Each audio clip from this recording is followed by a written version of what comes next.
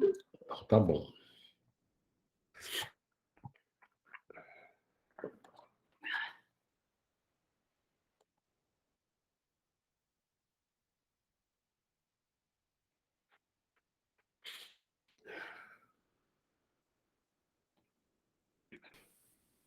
Apareceu para você. Agora apareceu. Estava demorando. Tá. Então, vamos lá. Grupo Espírita Boa Nova, livro Libertação, capítulo 6, Observações e Novidades, 7 de maio de 2022. Os créditos: Xavier Francisco Cândido, Caminho, Verdade e Vida, pelo Espírito Emmanuel, 27ª edição, Rio de Janeiro, FEB, julho de 2006.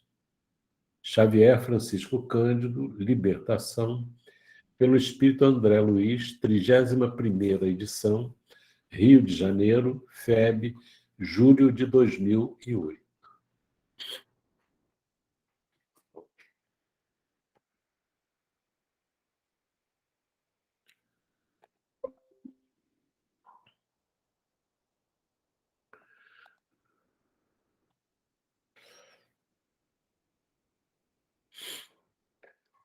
Então, essa é a nossa mensagem de hoje.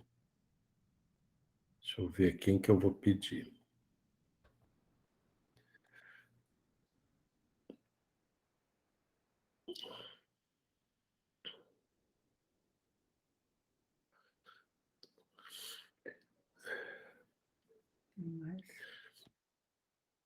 Lourdinha, pode ler para a gente? Posso. Pode começar? Pode começar. Cuidado de si. Tem cuidado de ti mesmo e da doutrina. Persevera nestas coisas, porque, fazendo isto, te salvarás tanto a ti mesmo como aos que te ouvem. Paulo, primeira carta a Timóteo, capítulo 4, versículo 16.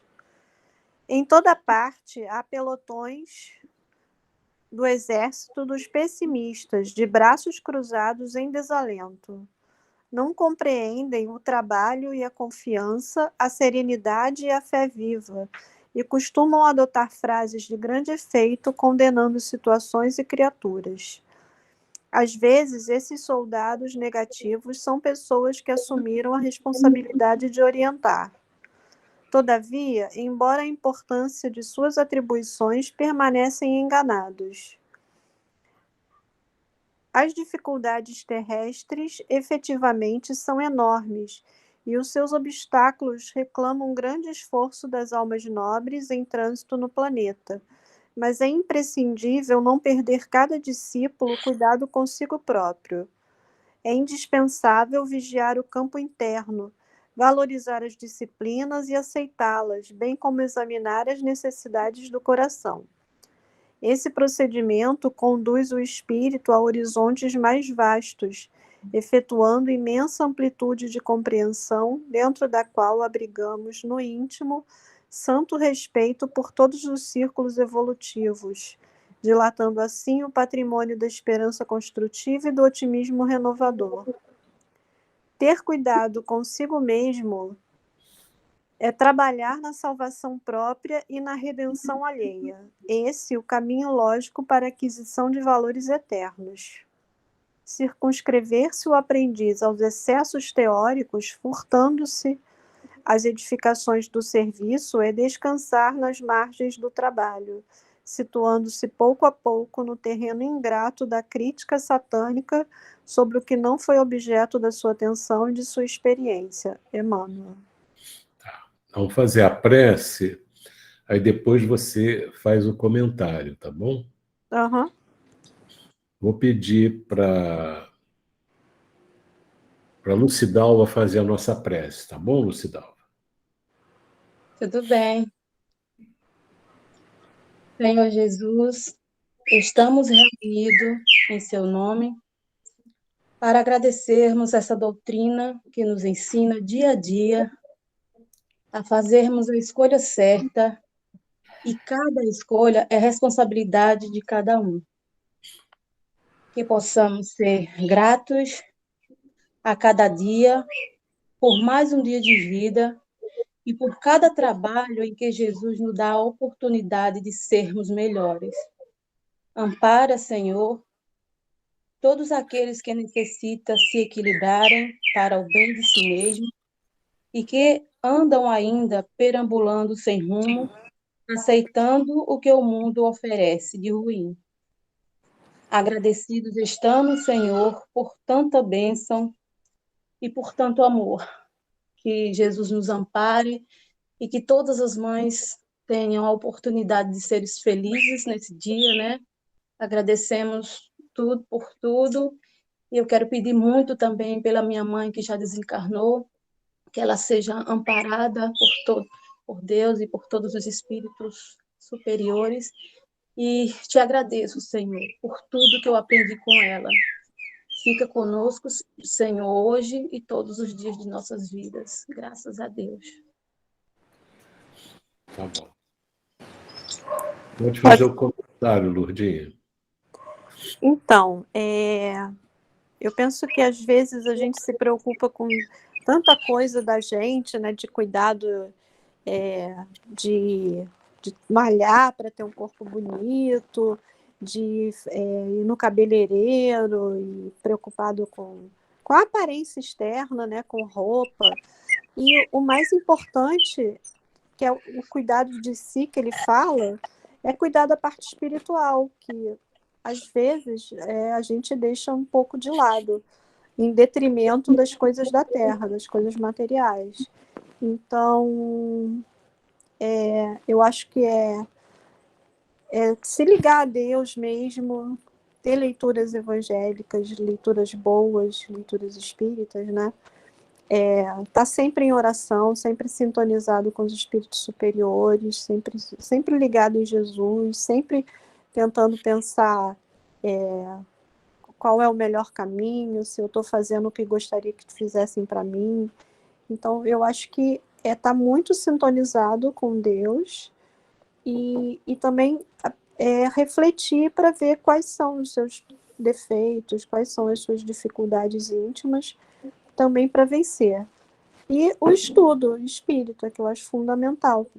Ele até fala em cima da doutrina, cuidado de si e da doutrina. Então, eu acho que é o cuidado com o estudo, né? Com todas as oportunidades de estudo que a gente tem na agremiação, por exemplo. E o que não falta para a gente é oportunidade de estudo. Às vezes é a gente que acaba deixando de lado. Então, eu acho que é essa ligação que é importante, que é isso que é o verdadeiro cuidar de si. Tá bom. Adelei, eu posso fazer um Oi, pequeno comentário? pode. Esse ter cuidado de si mesmo, né? E da doutrina, eu fiquei pensando, né? Se a gente tem que ter cuidado da gente e da doutrina, é porque, imagine nós como espírito, o que a gente tem que falar para o outro, né? Imagina se eu tivesse falado para a Célia alimentando coisas ruins para ela. Então, é por isso que a gente tem que ter cuidado com o que a gente fala, para que o outro se eleve, para que o outro fique bem, e não pensar mais nessas coisas tristes, porque o que a doutrina passa para a gente é que a gente tem que ficar bem, que a gente tem que se iluminar e iluminar o outro. Então, foi isso que eu tentei fazer. Tá bom. Então tá feito aí o segundo comentário, né? Espontâneo. Vamos agora para o estudo do nosso texto de hoje.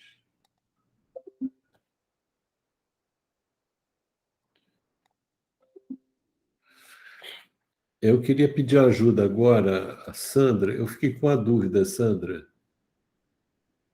onde que a gente... Poxa, A gente encerrou o capítulo 5 e vamos iniciar o 6 hoje. Vai então é iniciar, isso, por isso aí. que não tem marca. Eu estava sem marca ali, eu falei, acho que foi isso. Eu desconfiava que era isso, mas não tinha certeza. Então, deixa eu ver a quem que eu vou pedir aqui. Gustavo, você pode começar a ler?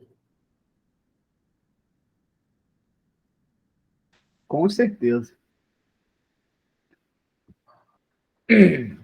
Posso começar? Pode começar. Capítulo 6, Observações e Novidades. De volta ao domicílio de Gregório, fomos transferidos da cela trevosa para um aposento de janelas gradeadas, onde tudo desagradava à vista.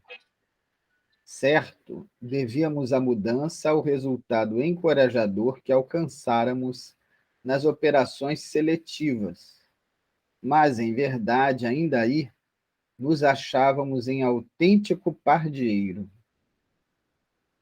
De qualquer modo, era para nós imenso consolo contemplar algumas estrelas através do nevoeiro que assaltava a paisagem noturna. O instrutor, versado em expedições idênticas à nossa, recomendou-nos não tocar os varões de metal que nos impediam a retirada, esclarecendo se achavam imantados por forças elétricas de vigilância e acentuando que a nossa condição ainda era de simples prisioneiros.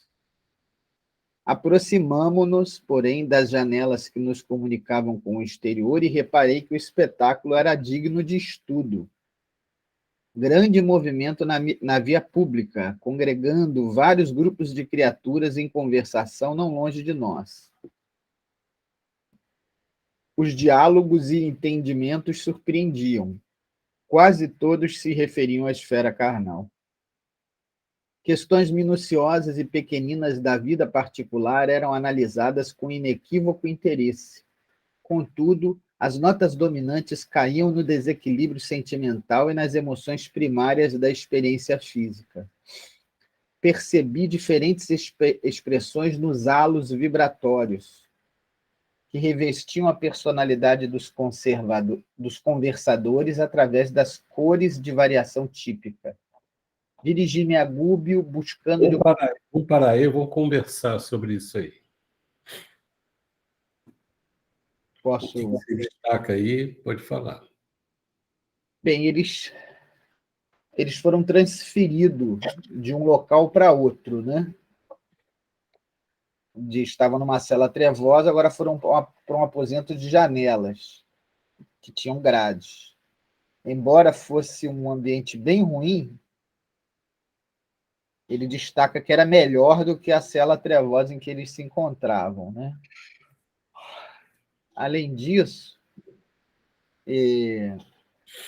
eles receberam uma orientação do Gúbio para tomarem cuidado com aquelas hastes de metal, que elas tinham descargas elétricas, né? Interessante. Tem o desenvolvimento da técnica, da tecnologia do mundo espiritual, mesmo nessas regiões mais inferiores, né? E aí o André Luiz observa na janela e tem uma ideia do público que está ali através da conversação. A conversa, não sei se são todos, né? Não sei se são todos. Ele percebia pelo halo vibratório, né, a emoção que a pessoa estava emanando, assuntos ligados à esfera carnal. Espera que tem alguém tentando entrar aqui. E as notas dominantes das conversas caem no desequilíbrio sentimental e nas emoções primárias da experiência física, né? Provavelmente ciúmes, raiva, esse tipo de coisa. E aí essa dominância dava uma cor característica a esses halos vibratórios, né? Aquela psicosfera que envolve a pessoa. E aí ele pergunta ao Gúbio, que eu já não me lembro. A gente parou aí, né?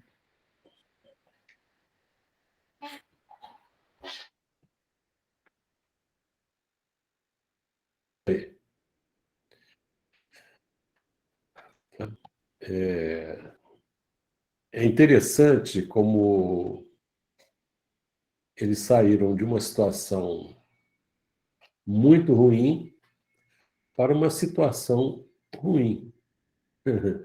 É um avanço, né? É. Quer dizer, na anterior, a cela trevosa dele, né? Era uma coisa muito desagradável mesmo, né? Agora eles estavam numa cela desagradável, mas a gente observa, era uma posição mais encorajadora, né? E o que ele destacou, que modificou esse estado? Poder ver, Isso, eu ia falar, poder ver as estrelas, né? poder ver as estrelas. Que lindo, a gente às vezes não repara nessa, não contempla, a gente tem acesso a isso, né? É interessante que, às vezes, a gente está passando por uma situação difícil e a gente fica como se estivesse numa prisão em que a gente vê tudo escuro, né? Então, se a gente tiver essa passagem aqui, nos dá uma ideia que nessas horas é muito importante a gente olhar o céu, né? Procurar ver, achar alguma estrela. Em dia de chuva vai ser difícil, mas a gente pode até agradecer a água que cai, né? Que a chuva limpa o ar, né?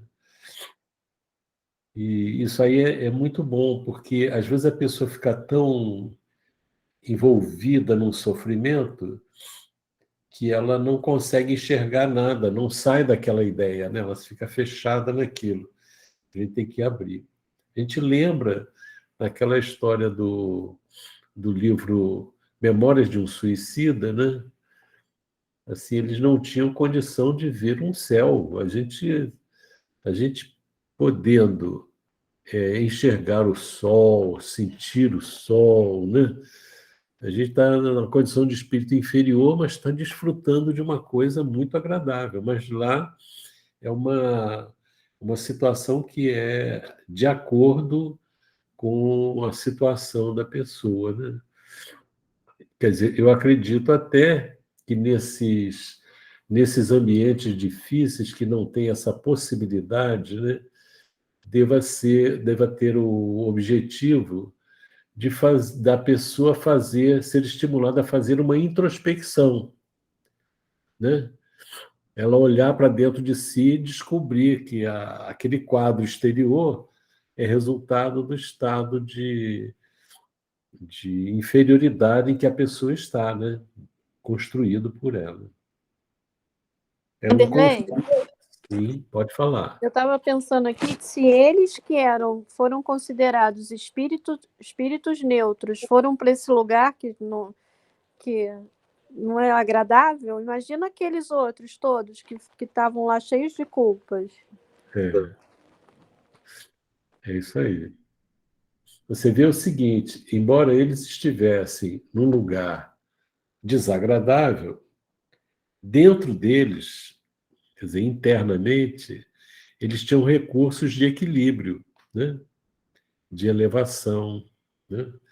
O ambiente externo era ruim, mas internamente, neles, era bom, né? Mas a situação era desagradável, né? Quer dizer, o que estava desagradável estava do lado de fora. Dentro deles, eles estavam bem. Os outros estariam numa situação desagradável do lado de fora e internamente, o que é muito pior, né?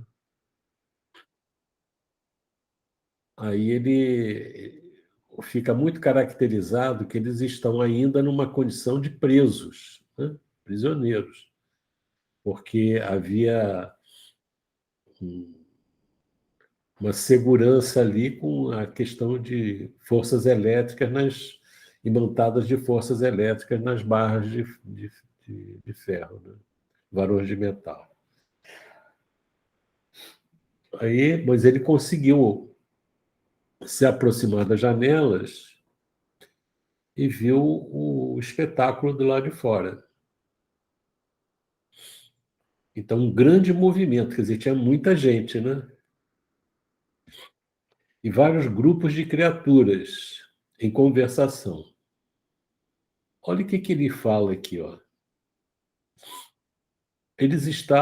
Essas pessoas estavam no mundo espiritual, mas os diálogos deles, que surpreendiam os entendimentos, quase todos se referiam à esfera carnal.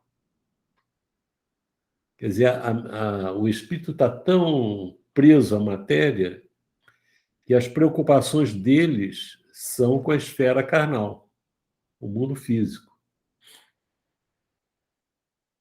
Quer dizer, como que eles não se desprendem das coisas de ordem material.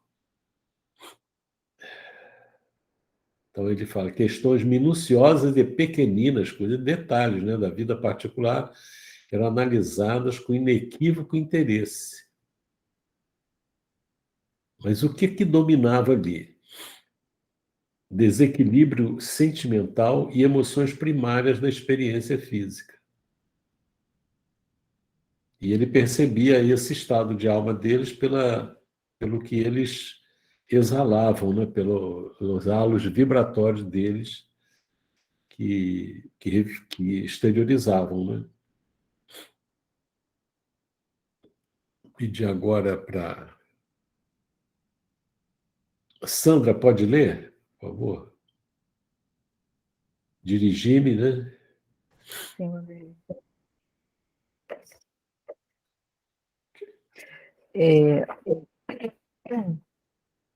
Dirigi-me a Gúbio, buscando-lhe oportuno esclarecimento. Não me diste ainda, respondeu Prestimoso. A extensão do intercâmbio entre encarnados e desencarnados. A determinadas horas da noite, 3/4 partes da população de cada um dos hemisférios da crosta terrestre se acham nas zonas de contato conosco e a maior percentagem desses semilibertos no corpo, pela influência natural do sono, permanecem detidos nos círculos de baixa vibração, qual estes em que nos movimentamos provisoriamente. Por aqui, muitas vezes se forjam dolorosos dramas que se desenrolam nos campos da carne. Grandes crimes têm nestes sítios as respectivas nascentes, e não fosse o trabalho ativo e constante dos espíritos protetores que se desvelam pelos homens no labor sacrificial da caridade oculta e da educação perseverante, sob o égide do Cristo, acontecimentos mais trágicos estarreceriam as criaturas. Tá bom. Vamos comentar esse trecho aí?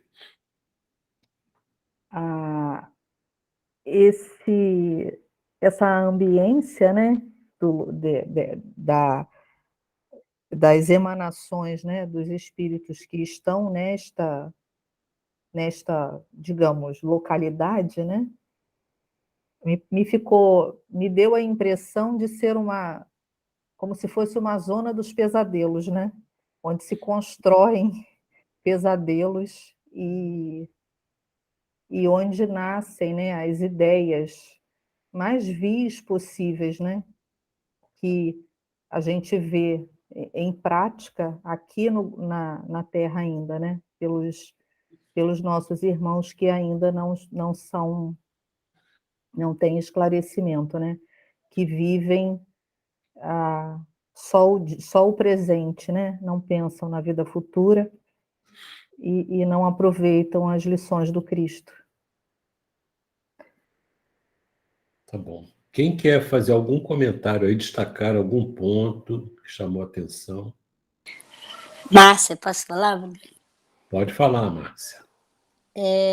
O que chamou a minha atenção foi esse número, né, de espíritos, 3/4, né, vamos dizer assim, de espíritos que estão aqui no planeta Terra, né, encarnados, se desprendem e vão para essa para essas áreas, né? Para essas zonas aí de muita dificuldade, né? Então, isso quer dizer que acho que 1/4 só, né? Talvez vá buscar o trabalho, né? O estudo, situações, né? Que elevem, né? Que é isso que chamou minha atenção, foi isso. Até me assustou um pouco até. Deixa eu aproveitar essa colocação, que eu ia destacar também isso aí. Ou seja, à noite, 75% da população de um hemisfério, né, que está dormindo, vai para lá. Não, quando passa a noite do outro hemisfério, vai para lá, né? Então, a gente observa 75%. Me lembrei aquele quadro, né, que a gente às vezes elabora, que a população da Terra é formada de, vamos dizer assim, 25% de espíritos bons, 25% mais ou menos bons, mas mais bons aí em termos de terra, né? 25% de espíritos mais ou menos maus e 25% maus, né? Ou seja, a gente tem aí quer dizer, o mundo, a nossa humanidade, a maior parte, né, a maioria, está vinculada a valores negativos, né, distantes da lei de Deus. A transformação da Terra, de mundo de expiação e provas, da nossa Terra aqui, para mundo de regeneração, vai ser aumentar significativamente o número de espíritos vinculados, obedientes às leis de Deus. Então, por isso que a gente vê o mundo com dificuldades. A avaliação de Kardec, ele faz uma avaliação lá naquela viagem dele, uma avaliação realista. É uma humanidade em condições muito precárias. E a tal ponto que as pessoas dizem, né, que o homem, né, a criatura humana, você mudar o mundo é uma utopia.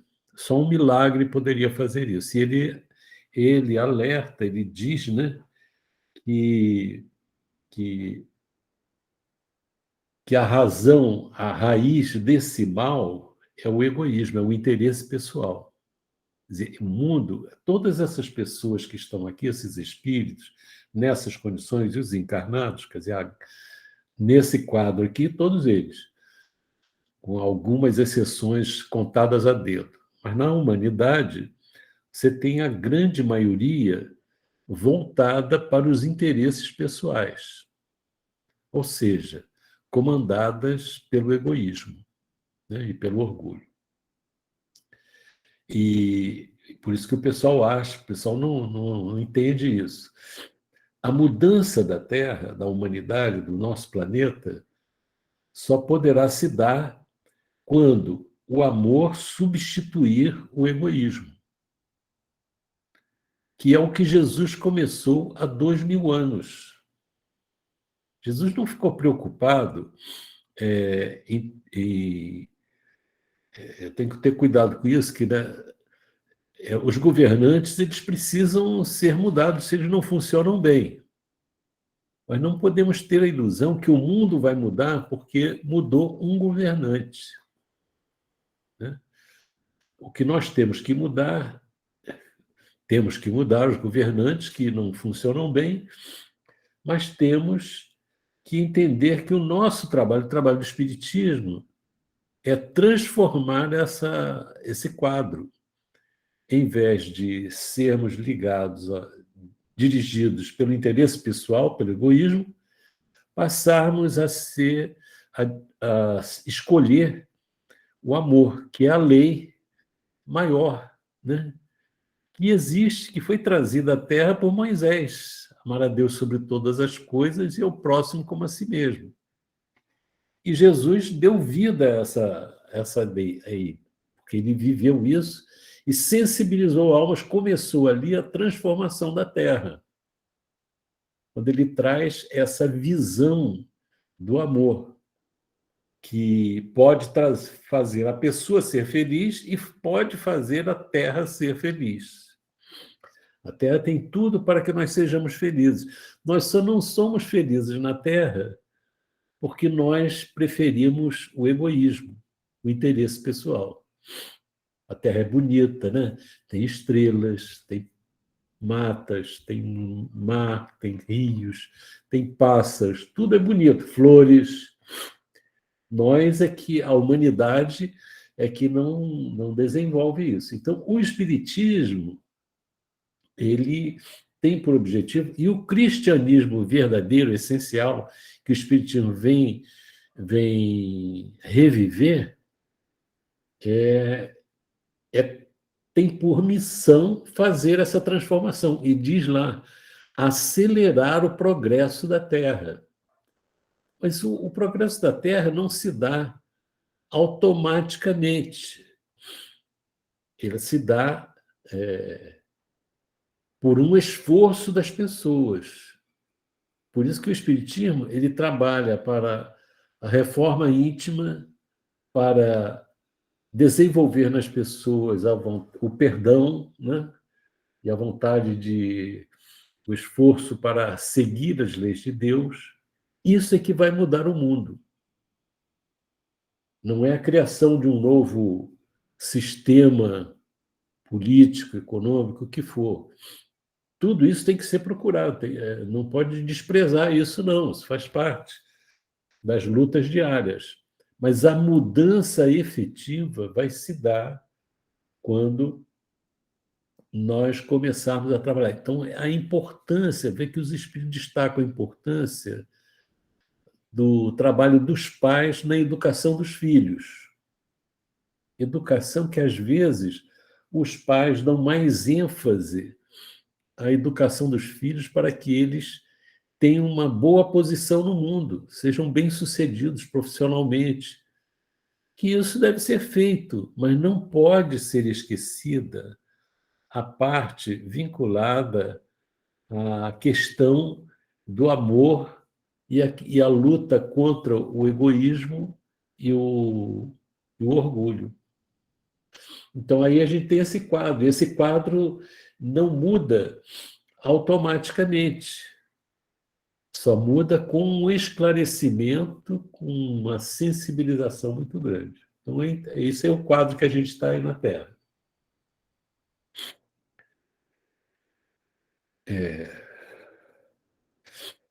Então, você vê, os espíritos são criados por Deus para a evolução espiritual e para conquistar a felicidade, que é nessa evolução, na vivência do amor que ele encontra a felicidade, né? Quem mais quer comentar alguma coisa aí?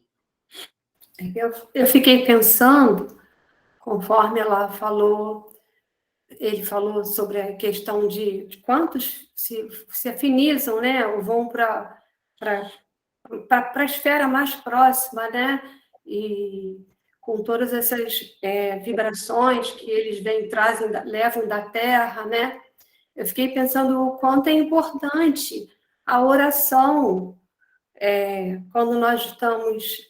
a tia Vilma sempre falava sobre isso conosco, né? A hora do sono é muito importante, né? Orarmos, a leitura edificante, porque tem certas atividades que, se a gente fizer durante o dia, já são prejudiciais. Imagina durante a noite assistir determinados noticiários ou filmes, o quanto isso faz também que nós sejamos atraídos, né, para essa esfera, né, uma esfera ainda tão ligada à Terra, com as mesmas viciações, né, as mesmas influências, né? Então, eu fiquei pensando na prece sincera, né, nos pedidos que a gente possa fazer durante a noite, como falou a Márcia, de trabalharmos, né, nos dedicarmos a sermos úteis também durante a noite, né? É isso aí. A gente observa, olha só o que é a pessoa viver dentro do objetivo da vivência da lei de amor. Vê assim, ó, grandes crimes têm nesses sítios as respectivas nascentes. Passa ali. E não fosse o trabalho ativo e constante dos espíritos protetores que se desvelam pelos homens no labor sacrificial da caridade oculta e da educação perseverante, sob as do que os acontecimentos mais trágicos estarreceriam as criaturas. Então, veja só, os espíritos protetores, eles estão vivenciando a lei de amor, a caridade, que é a lei de amor ao próximo. Estão se esforçando, um trabalho sacrificial para dissolver as tramas que são montadas ali, obedecendo ao Criador, sob a direção do Cristo. As coisas seriam muito piores. A gente olha assim, parece que a humanidade está abandonada, que a gente vê guerras, vê isso, vê aquilo, um monte de coisa, né? Como é que pode acontecer uma coisa dessa? Olha, se não houvesse a proteção espiritual, seria muito pior. E as coisas acontecem porque, apesar dessa ajuda espiritual, as pessoas não atendem às orientações, às inspirações que vêm. Então, as coisas perdem o controle, né? Mas é a escolha que as pessoas fazem, né? Mais alguma coisa? Aqui no início, quando ele diz, quando o Gúbio, né, responde para o André, a extensão, não me disse ainda, né, a extensão do intercâmbio entre encarnados e desencarnados, né? Então, embora esses irmãos espirituais desencarnados ainda nos influenciem, nós contribuímos e muito para a sustentação dessa mesma ambiência, né? Somos nós que sustentamos isso, com essa troca, né, que fazemos. Ou seja, o que a gente observa é que a gente está vendo ali uma cidade estranha. Nós poderíamos dizer que nós temos uma humanidade estranha, né? Porque quem está ali está numa condição de afinidade com 75% da humanidade. Não é isso? Ou seja, quando o pessoal desencarna, vai para onde? Vai para esse ambiente. E aqueles vêm para cá. Então, olha, é o mesmo material espiritual está ótimo, né? É o mesmo povo, né? Os mesmos espíritos que se substituem. Os que estão no corpo físico atendendo a essas vibrações vão para lá. Os que estão lá vêm para cá e permanecem vinculados uns aos outros, não é isso? Até que, gradativamente, as pessoas vão se conscientizando, vão se esclarecendo e vão lutando e rompendo esses elos. Tá certo? Vanderlei, Sim. eu não sei se já foi dito ou se eu entendi errado, mas o Gúbio está falando que 75% da população da Terra, ou melhor, De cada... de cada hemisfério, no final vai dar 75% da população terrestre, tem contato com os desencarnados, né? Que ele fala, contato conosco. E a maior percentagem desses 75% que fica detida nesses círculos de baixa vibração, né? Então, não são os 75% que ficam nos setores de baixa vibração, não é isso? É isso mesmo.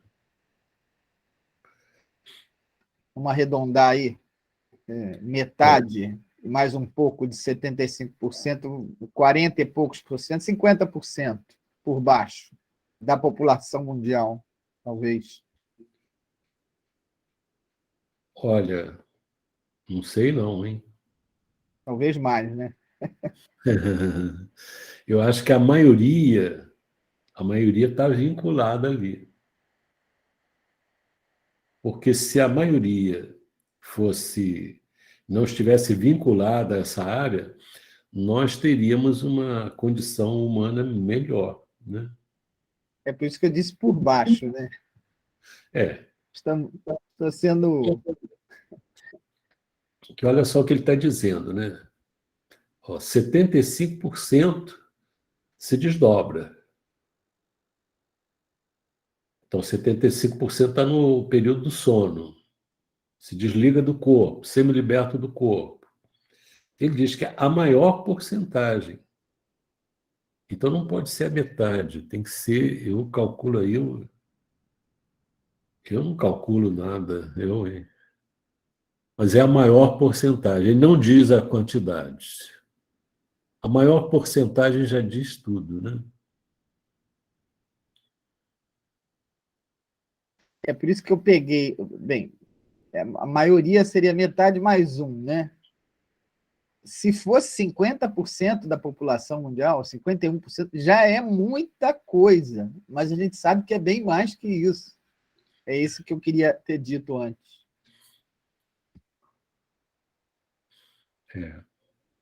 E o fato de você ter 75% desdobrado no sono não significa que os outros que estão acordados não estejam nessa faixa também. Né? O Gustavo, se fosse 50%, eu penso que as coisas estariam mais ou menos equilibradas, né? Que a metade sim, né? E metade, eu penso assim. Eu acho que a maior porcentagem já é suficiente para a gente entender o quadro qual é, né?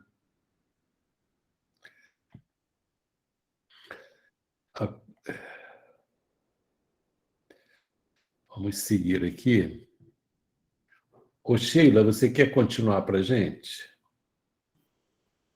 Parou aonde, por favor?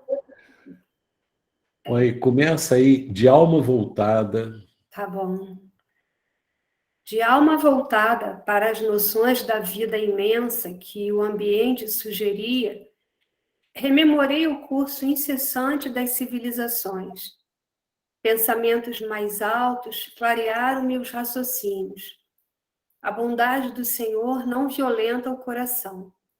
O reino divino nascerá dentro dele e a maneira da semente de mostarda, que se liberta dos envoltórios inferiores, medrará e crescerá gradativamente sob os impulsos construtivos do próprio homem. Que temerária concepção a de um paraíso fácil. Rúbio percebeu-me a posição mental e falou em socorro de minhas pobres reflexões íntimas.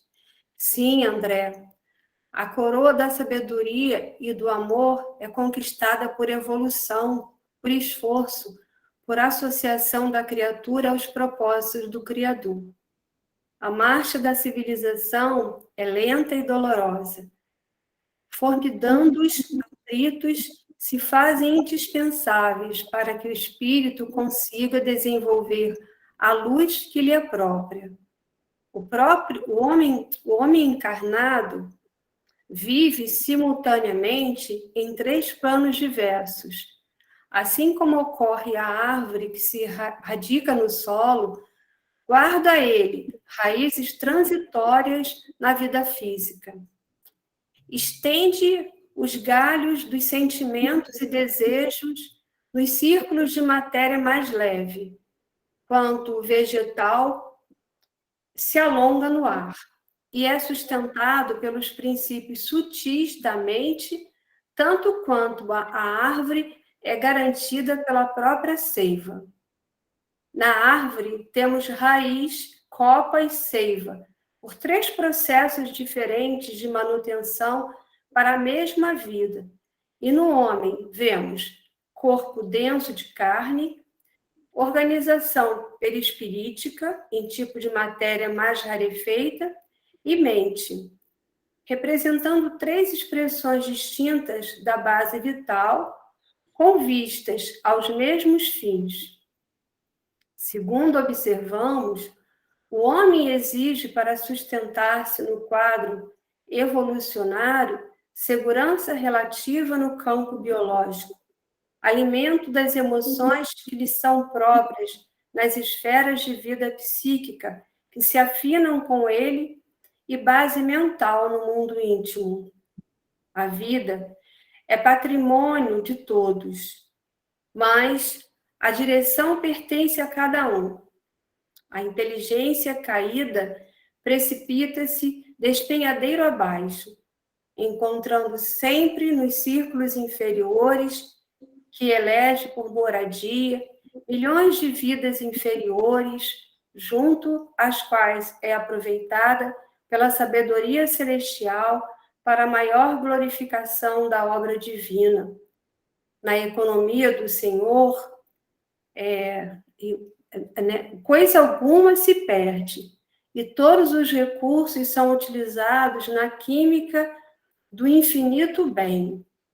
Aqui mesmo, nesta cidade, tínhamos, a princípio, autêntico império de vidas primitivas, que pouco a pouco se fez ocupado por extensas coletividades de almas vaidosas e cruéis.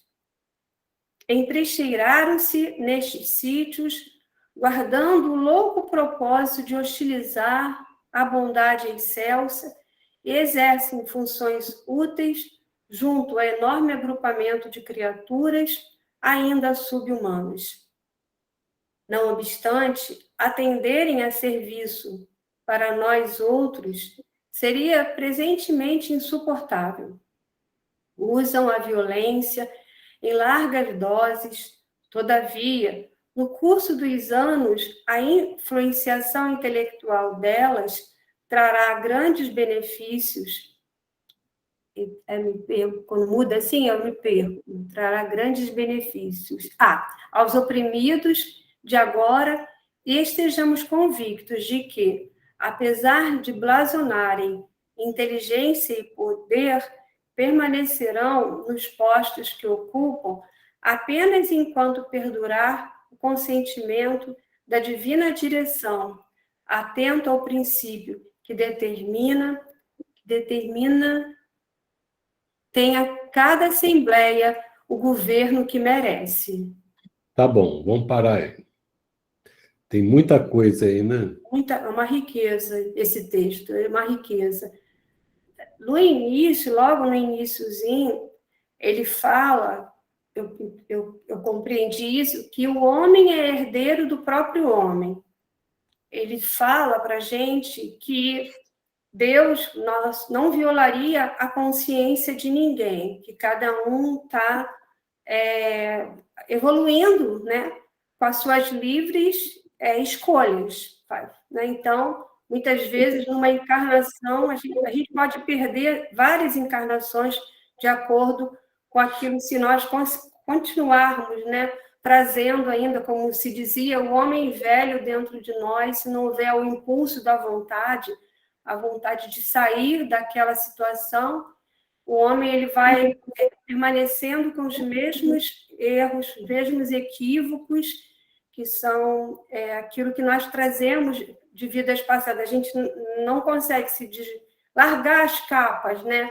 A gente, às vezes, aparece uma oportunidade, numa encarnação, e a gente cai naquele mesmo erro, né? E aí, mais à frente, né? Vamos explorar por partes aqui. É muita coisa mesmo, muita coisa, tem razão. Esse primeiro parágrafo aí, até que ele vai ao paraíso fácil, né? explorar essa parte, depois a gente vai explorando os outros. Certo. Alguém quer comentar mais alguma coisa aí desse parágrafo?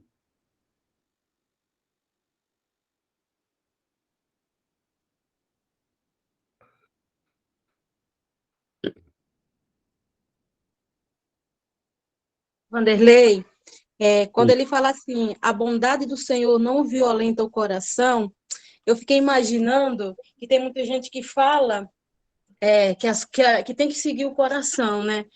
Mas eu acho que se você seguir só o seu coração, não seguir a tua mente, você vai errar muito, porque a mente é o que gera o pensamento, com as coisas que você vai fazer, né?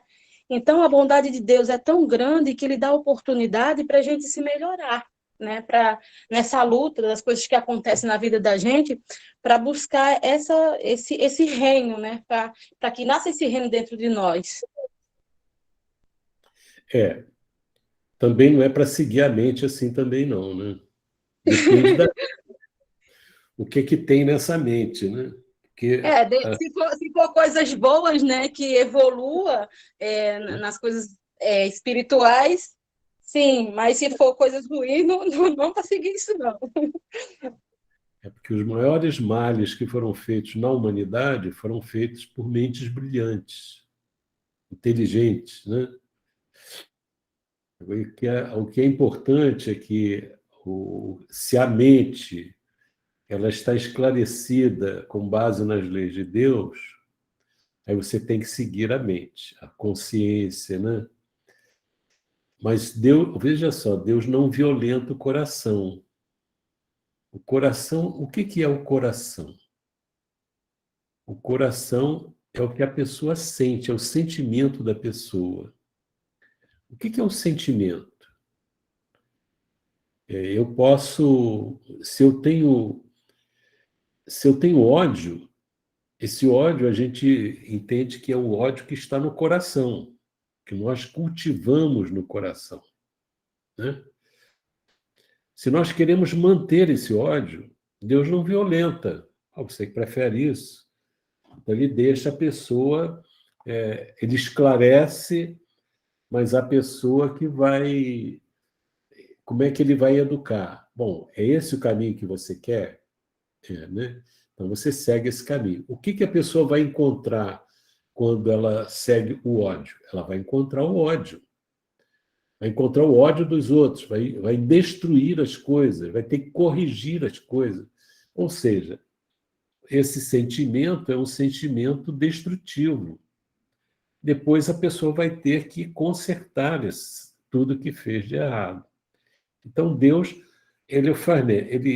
veja só, lá na época de Moisés, ele deu a lei de amor, né?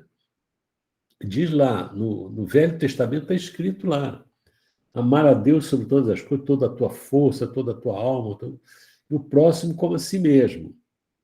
E a crença em Deus é fundamental. Ele diz que lá, está escrito lá, que você tem a pessoa tem que pensar em Deus. Quando for dormir, pensar em Deus. Quando acordar, pensar em Deus. Na vida comum, pensar em Deus. E ensinar isto aos filhos. E trabalhar isso dentro do lar. Ou seja, as coisas estão estabelecidas há muito tempo. Mas nós preferimos, a humanidade, o ser humano, às vezes, prefere outros caminhos, porque acha que vai ser mais feliz mais rapidamente daquela forma. É um engano, né? Então Deus não, ele colocou a lei, você segue. Colocou guias espirituais, né? Anjo da guarda, o nome que nós quisermos dar. Colocou os pais para conduzirem os filhos, colocou a infância para você ser educado.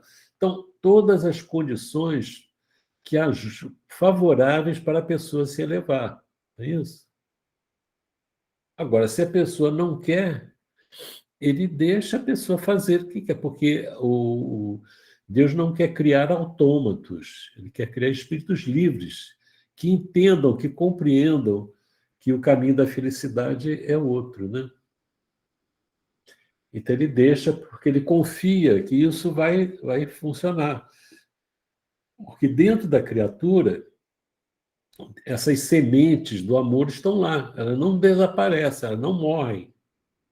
Elas estão lá dormindo, né? Então, se você alimenta, ela cresce, ela se desenvolve, e isso vai crescer. Mas vai crescer com os impulsos do próprio homem, usando os recursos que Deus oferece a ele, a vida, as experiências e tudo mais. Então, o André Luiz fala assim, como isso, olhando assim o crescimento das civilizações é um esforço muito grande. A gente vê quantas lutas para desenvolver a compreensão dessas leis de Deus, né? Eu estava vendo outro dia um documentário de viagens, né? Sobre a Espanha, e o camarada falando sobre aquela Ibiza, né? É um local lá da Espanha, muito bonito, né? Ele está dizendo, mostrando lá um lugar que eles ficavam vigiando, porque no passado dava muitos piratas. E os piratas invadiam ali aquela região para quê? Para pegar as pessoas dali, escravizá-las e vendê-las em outros lugares.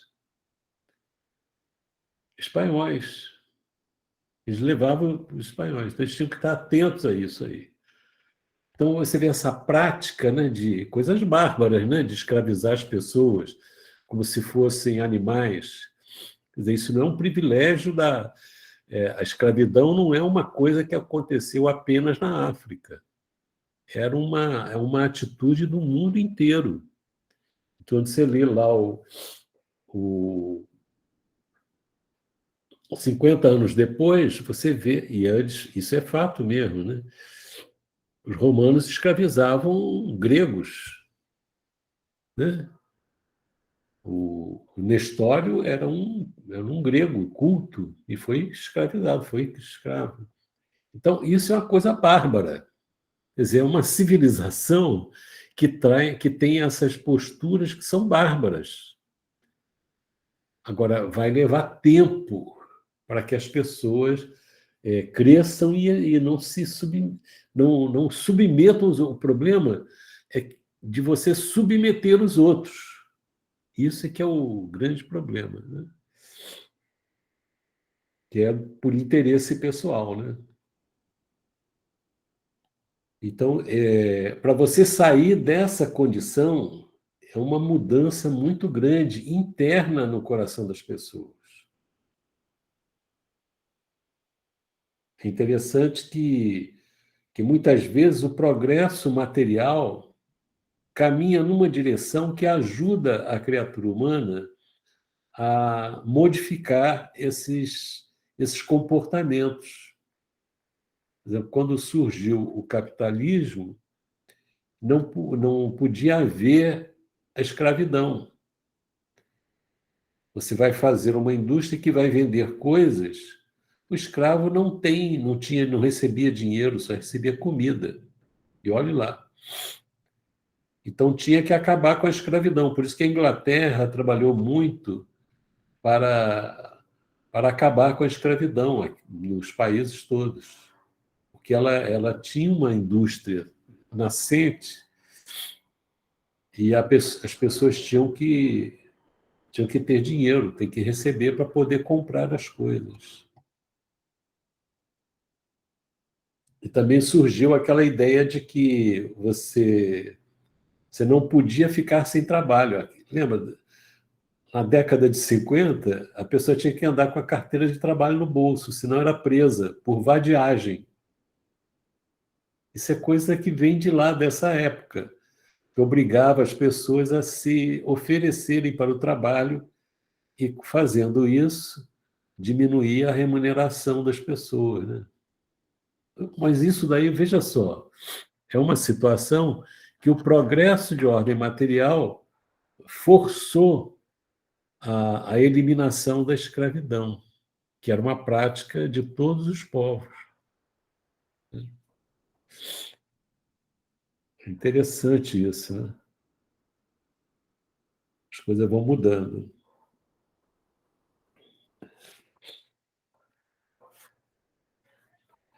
Vamos ver agora o seguinte.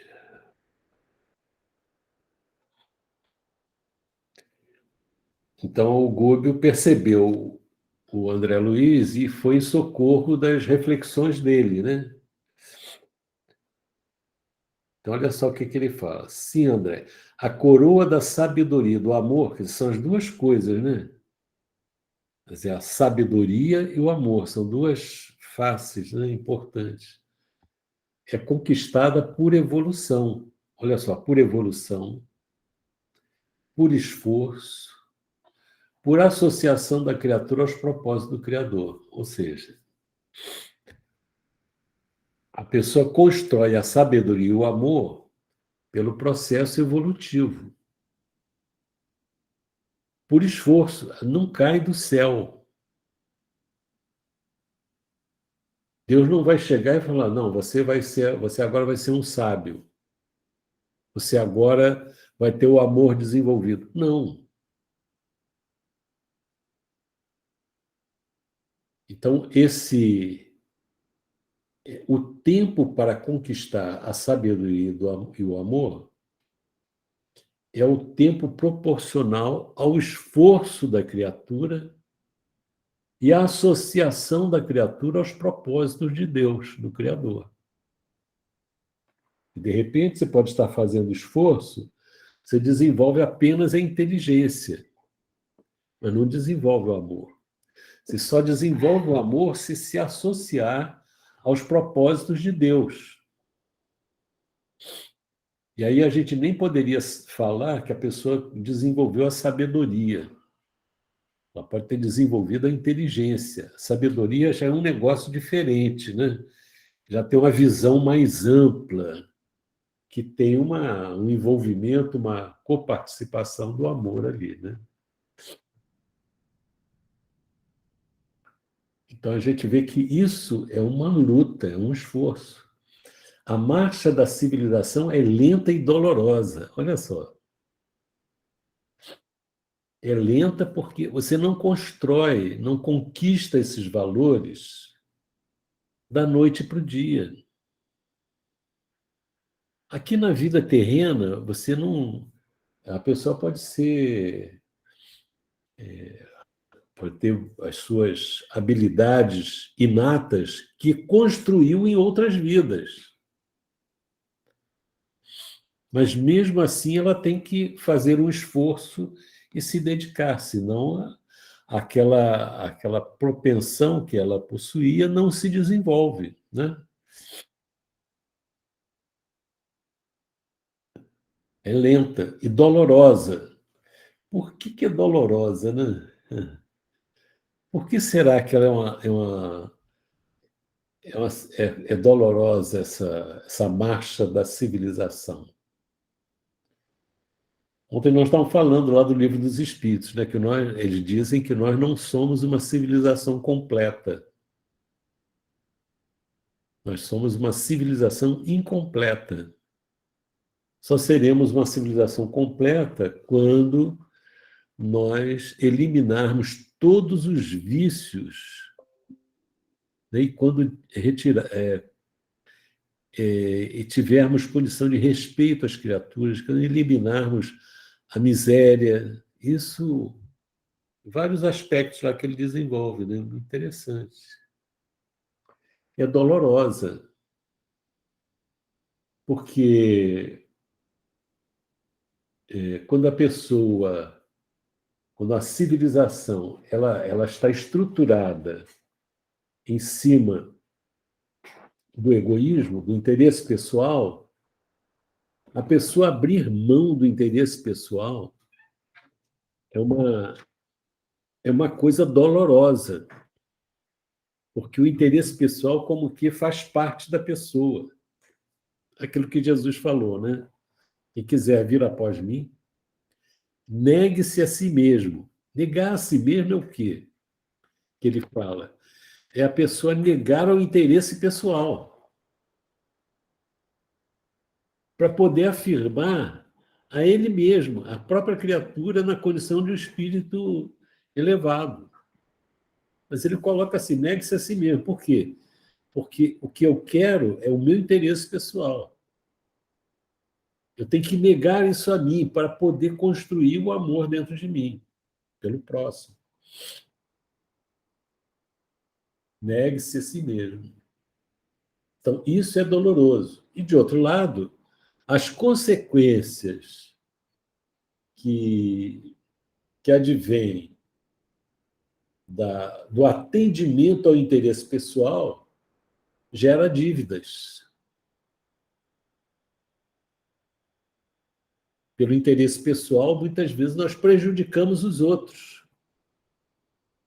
Ou deixamos de atender aos outros. E isso nos traz dores para a gente, traz sofrimentos. Né? Então, é lenta e dolorosa, porque essa mudança requer um esforço muito grande. É aí que Jesus falou, né? Pegue a sua dia a dia, pegue a sua cruz. A gente está carregando um peso danado, né? E siga mesmo. Vamos lá. O homem encarnado, vamos ver o que ele diz. Vive simultaneamente em 3 planos diversos. Aí ele faz uma comparação com a árvore, né? Vocês querem comentar isso aí? Fique à vontade aí.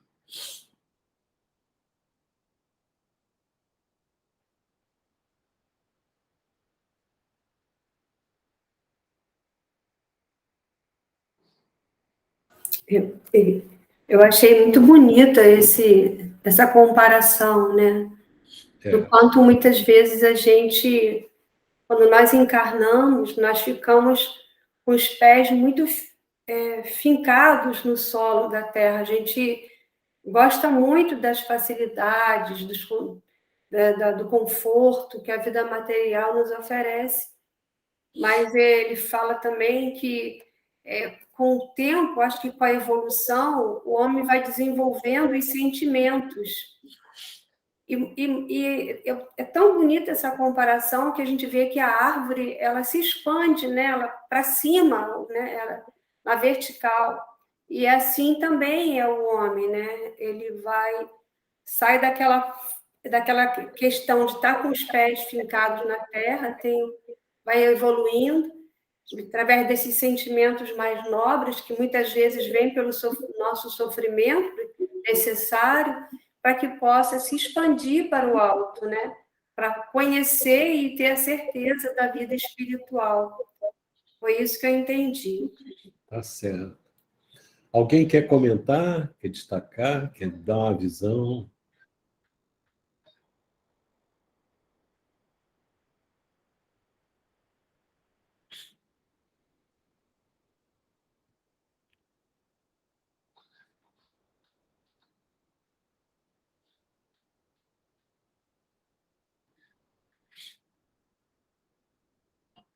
Ele compara o homem à árvore, né?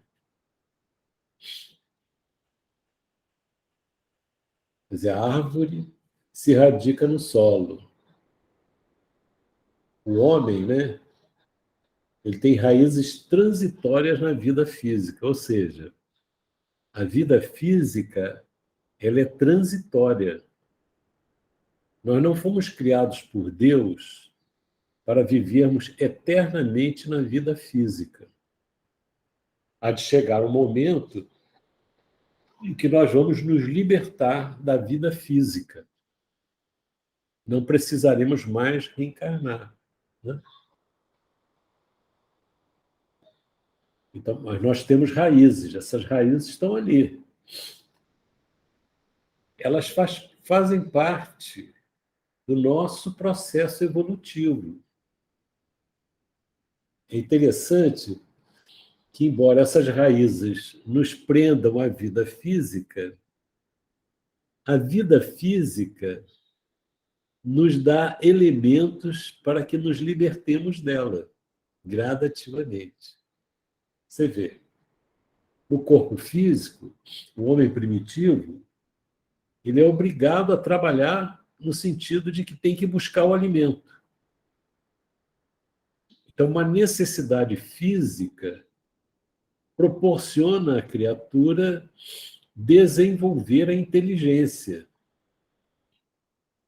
E, nesse processo, ele se associa com outras criaturas, outros homens, né, outros seres, forma grupos para poder produzir melhor, para poder se defender e outras coisas mais. Então, isso, quer dizer, a vida física, ela apresenta desafios e ela, por causa disso, desenvolve a inteligência, se reúne com outros, e isso vai desenvolvendo um monte de coisa. Então, é um sistema perfeito que Deus faz. Ele cria a criatura com as raízes na vida física, e essa vida física vai estimular o homem a crescer, a evoluir intelectualmente primeiro, porque a inteligência desenvolve primeiro porque ela procura atender ao interesse pessoal do ser humano, que no início é uma questão de sobrevivência, instinto de conservação. Tem que usar a inteligência.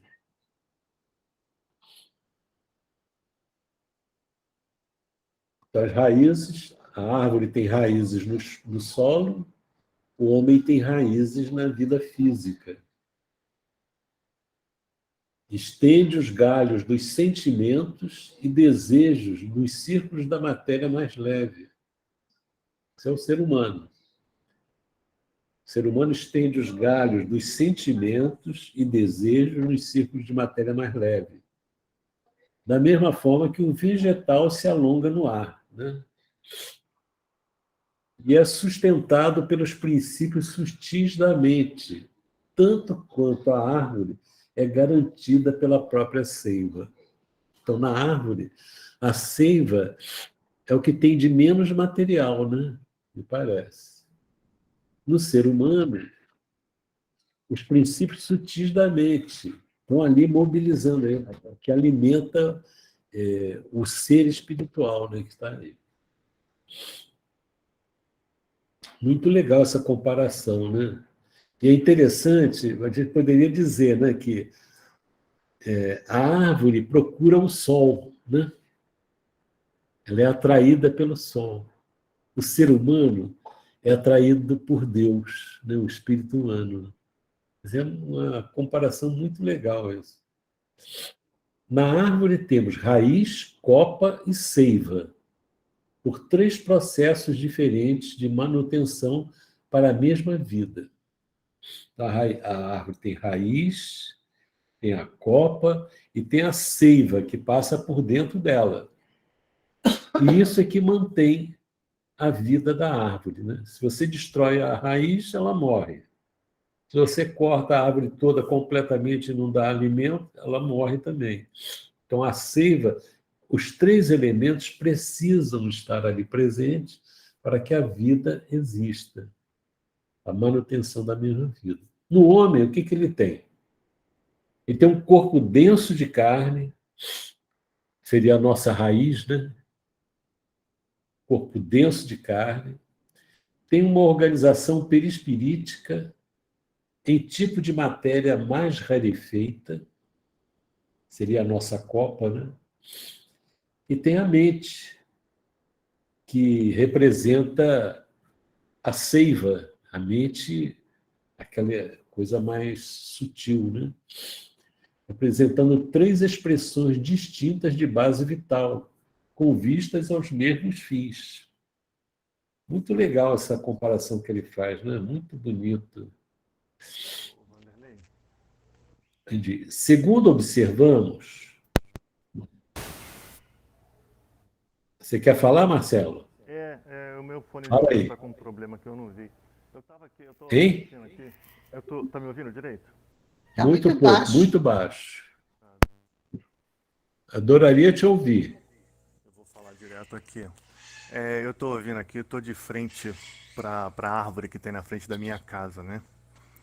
Sim. E eu tô vendo aquela ideia dos galhos, como ele colocou no texto aí, dos galhos se associarem ao homem através dos sentimentos, né? E o galho, na verdade, é que estrutura a copa da árvore, né? Aquela área de sombra que é usada para o viajante, para descanso, para proteção do sol, e a mesma área de copa que a árvore utiliza para se alimentar do sol, né?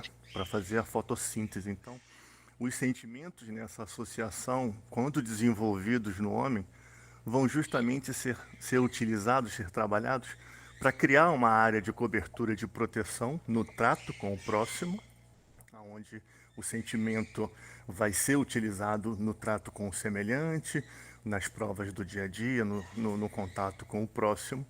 E esse sentimento, que quando desenvolvido, vai gerar também o sustento na vida do homem, né? Porque quando a gente pode ver que o sentimento mal desenvolvido é, na verdade, a origem dos males. É o egoísmo, é a vaidade, de certa maneira, a ira, né? a raiva, né? Então, os sentimentos, quando bem trabalhados, quando sublimados, quando desenvolvidos, eles, na verdade, são uma ferramenta muito poderosa para a harmonização, para resgate, para a regeneração do ser humano. Então, é muito bonito, como vocês falaram, a associação da árvore com o homem nesse sentido. É muito poético, mas eu acho que é matemático isso, né? Acho que é preciso. Entrou para o time do João Luiz? Muito profundo, muito impressionante. Um negócio muito legal. É profundo. Olha só, segundo observamos, o homem exige para sustentar-se no quadro evolucionário segurança relativa no campo biológico. Precisa sustentar a vida, né, biologicamente. Do alimento das emoções que lhes são próprias na esfera da vida psíquica, que se afinam com ele. Precisa se alimentar das emoções. Aí tem que ver que emoções sustentam essa esfera da vida psíquica, né? E base mental no mundo íntimo. Quer dizer, a coisa mais profunda está lá na base mental, né? Que ele tem que desenvolver. A vida é patrimônio de todos, mas a direção pertence a cada um. Olha só. Todo mundo recebe a vida. É um patrimônio de todo mundo. Agora, nem todo mundo dá a mesma direção, né, a essa vida. A vida é patrimônio de todos, mas a direção pertence a cada um. Puxa, isso é muito importante. Ou seja, nós vamos entender que a vida que nós temos, em termos assim íntimos e do que for, fomos nós que construímos. Lógico que a gente não fez isso sozinho. Nós recebemos a cooperação de muita gente. Quer dizer, a nossa vida física depende de muita gente. A gente come coisa que a gente nem sabe quem plantou. Eu tinha uma amiga que foi a que fez o parto do Daniel. A minha amiga já desencarnou, minha querida Maria L. de Capobianco. Ela é paulista, né? Morava aqui em Niterói. Uma criatura abençoada, né? Ela falava que quando ela era criança, ela morava na cidade, né? Pensava que bife dava em árvore. Bife dava em árvore. Então, a gente come coisas, a gente veste roupa que a gente não fez, né? A gente tem atendimento de saúde, a gente recebe aula. Olha, se a gente fosse juntar todo mundo que cercou cada um de nós para que a gente esteja vivo agora, é uma humanidade. É muita gente. E se a gente entender que essas pessoas que trabalharam e trabalham para que nós simplesmente estejamos vivos, essas pessoas também tiveram outras pessoas. Então, isso é um negócio, envolve a humanidade inteira, esse negócio aí. Então, mas as decisões são nossas. Eles trabalham, nos atendem, trabalham para nós e para eles, e nós estamos vivos. O importante é estar vivo. O importante é saber o que a gente está fazendo com a vida, né? O pessoal diz assim, né? O negócio é você ter saúde, que o mais você arruma. Não, o mais importante nem é a saúde. O mais importante é o que você faz com a saúde, né? O que nós fazemos? Essa que é a pergunta. Que ano que vem seja melhor. Não, que ano que vem eu seja melhor, né? Isso deve ser uma coisa por aí. A vida é patrimônio de todos, mas a direção pertence a cada um, ou seja, Deus nos dá muito. As pessoas nos dão muita coisa do seu trabalho. Por isso que uma pessoa que se suicida, ela não prejudica só ela, não. Ela prejudica os outros que ela tinha que ajudar, cooperar. Mas Deus nos dá... Poxa, você está aí, está atendido, tem muita gente servindo você.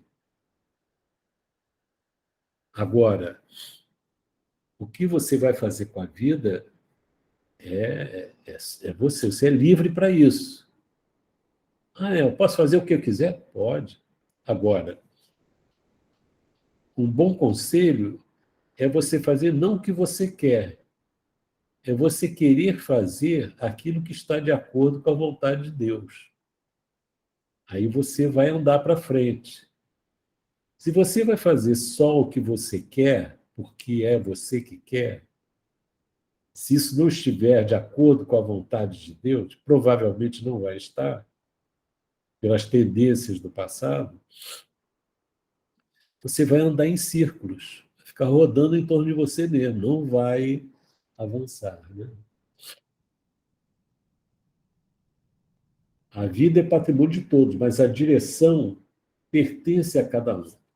A inteligência caída precipita-se despenhadeiro abaixo, encontrando sempre nos círculos inferiores que elege por moradia milhões de vidas inferiores, junto às quais é aproveitada pela sabedoria celestial para a maior glorificação da obra divina. Olha só.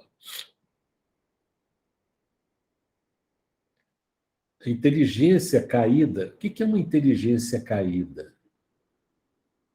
É uma inteligência que desenvolveu, mas que não age de acordo, em harmonia com as leis de Deus. Isso é a inteligência caída. Deus dá inteligência para a gente, para desenvolver, para quê? Para cooperar com Ele e com os semelhantes. Não é para você ficar só pensando em você, né? Eu estou falando você, mas é nós, né? Não é para nós pensarmos apenas em nós. Então, quando a gente só pensa em nós só pensamos em nós, a nossa inteligência está em queda. Quer dizer, moralmente, nós estamos lá embaixo. Precipita-se despenhadeiro abaixo. E nos círculos inferiores vai encontrar sempre que a gente elege como morar, que a gente está elegendo onde a gente quer morar. A inteligência, as decisões da nossa vida, a direção da nossa vida, nos leva para a moradia que nós estamos procurando. Ninguém que está naquela cidade estranha, com exceção daqueles que estão ali a serviço de Deus, como o Gúbio, os outros estão servindo ali, eles não são dali, estão ali. Os outros que estão por ali, eles elegeram aquilo ali por moradia. Ah, mas não, eu não elegi isso aqui, claro. Você não sabia que ele estava escolhendo aquele lugar, mas é ali que você escolheu. Quer dizer, você escolheu dentro de você a sua moradia que está afinada lá. E aliás, por morar em milhões de... Aí a gente encontra milhões de vidas inferiores, porque desceu. É igual a gente pensar assim, quando houver a mudança da Terra para mundo de regeneração, muitos espíritos vão sair daqui e vão para mundos inferiores. Vão encontrar vidas inferiores lá. Né? Mas foi uma escolha. Não, eu não queria vir para cá. Não, você pensa que não queria. Você fez tudo para querer isso. E ali a pessoa vai ser aproveitada, o espírito vai ser aproveitado pela sabedoria celestial para a maior glorificação da obra divina. Ele tem alguma coisa a oferecer. Vai perceber, aqui está difícil, vou ajudar. Na economia do Senhor, coisa alguma se perde. Ou seja, Deus consegue aproveitar tudo. Nas experiências difíceis que as pessoas escolhem. A gente olha a guerra, Deus, apesar de Deus não querer a guerra, os homens fazem a guerra, Deus vai aproveitar desse desequilíbrio, vai tirar alguma coisa para melhor. Na economia do Senhor, coisa alguma se perde, e todos os recursos são utilizados na química do infinito bem. Só que legal isso. Quer dizer, as coisas não estão fora do controle. Você age mal, mas Deus vai pegar isso e vai tirar um proveito disso. O que não significa que o que você fez foi uma coisa boa, não. Aqui mesmo, nesta cidade, está lá uma cidade estranha, tínhamos, a princípio, um autêntico império de vidas primitivas. O que é isso? A gente nem sabe o que é. Essas vidas primitivas. Então, era só vida primitiva, que pouco a pouco se fez ocupado por extensas coletividades de almas vaidosas e cruéis. Ora, essas almas vaidosas e cruéis não eram ignorantes. Nós podemos dizer que elas são o quê? Inteligências caídas, que se precipitaram de espanhadeiro abaixo. Espera aí. Ah, é porque eu tenho que... Não, você está mexendo aqui, eu estou lá em cima. É que aqui está chegando... É que a Vera está me dando uma assessoria aqui, me driblou. Agora deixa eu ver onde que eu estou. Eu estou igual a Sheila. Quando mexe aqui, eu me perco também. Não é só você, não. Aqui... Eu posso fazer uma pergunta? Deixa eu primeiro me achar aqui, aí eu vou te dizer. Tá bom. Já achei. Espera aí, deixa eu... Aqui, não, é cá em cima que eu quero.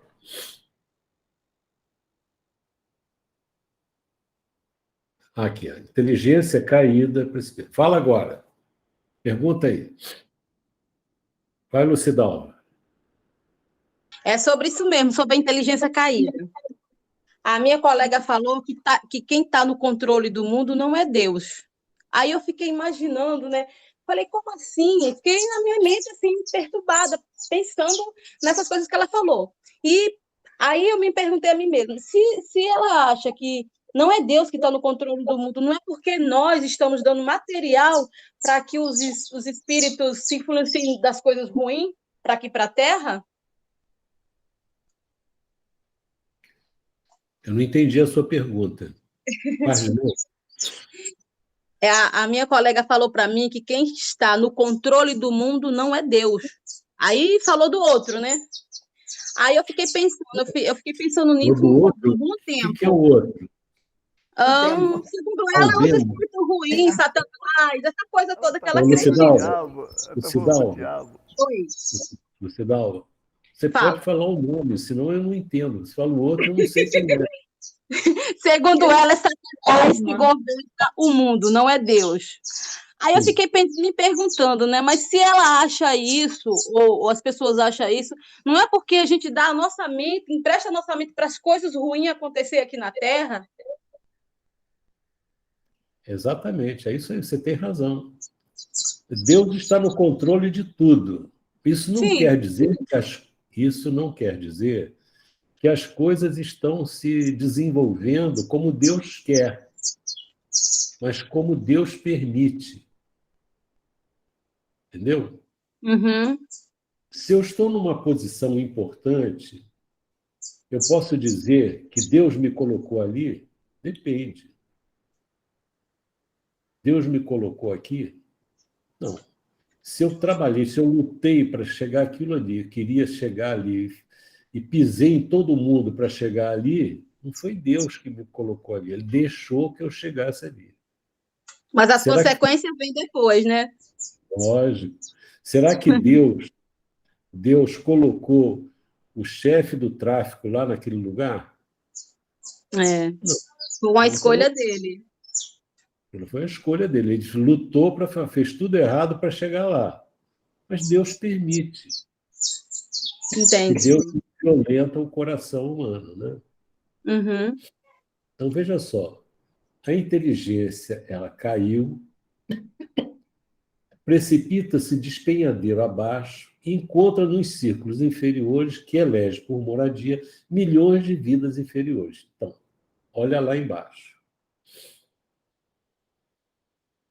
Aqui mesmo, nesta cidade, tínhamos a princípio autêntico império de vidas primitivas, que pouco a pouco, não foi de repente, pouco a pouco se fez ocupado por extensas coletividades de almas vaidosas e cruéis.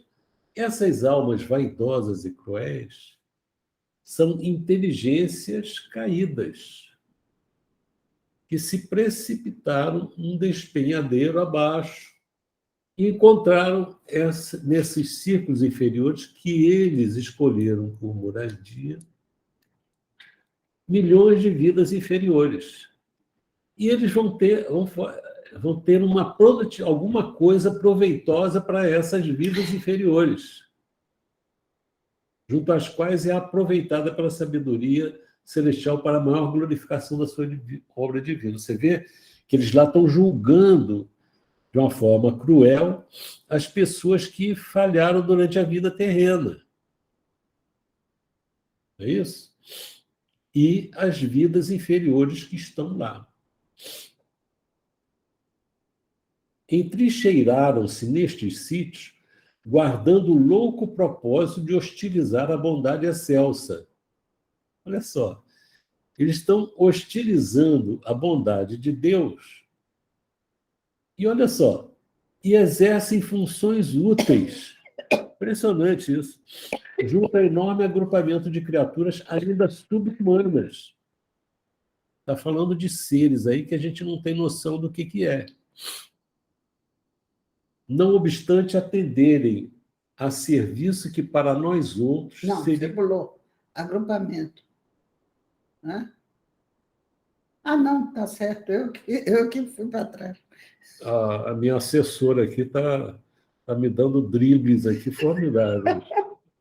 Eu pensei que ele tinha pulado a linha, não pulou, não. Tá legal, Vera. Você tem que ficar esperto. Tá. Não obstante atenderem a serviço que para nós outros seria presentemente insuportável. Olha só. Eles desenvolvem funções ali que para os espíritos como André Luiz, Gúbio e o Eloy são insuportáveis. Mas eles estão desenvolvendo coisas ali, embora daquelas condições, e que alguém vai aprender ali alguma coisa. Usam a violência em largas doses. Todavia, no curso dos anos, a influenciação intelectual delas trará grandes benefícios aos oprimidos de agora. Aquela dureza deles vai fazer com que eles, aqueles que erraram, pensem, reflitam e estejamos convictos de que, apesar de blasonarem inteligência e poder, veja, são inteligentes, têm poder, permanecerão nos postos que ocupam apenas enquanto perdurar o consentimento da divina direção. Ou seja, Deus não criou para eles a missão de ficarem ali. O desajuste, as decisões que eles tomaram na vida, eles foram cair ali perseguindo pessoas. Eles vão ficar ali enquanto Deus permitir. Entendeu? Atento ao princípio que determina, tenha cada assembleia o governo que merece. Tá certo? Nós vamos parar aqui porque são 20 para as 4.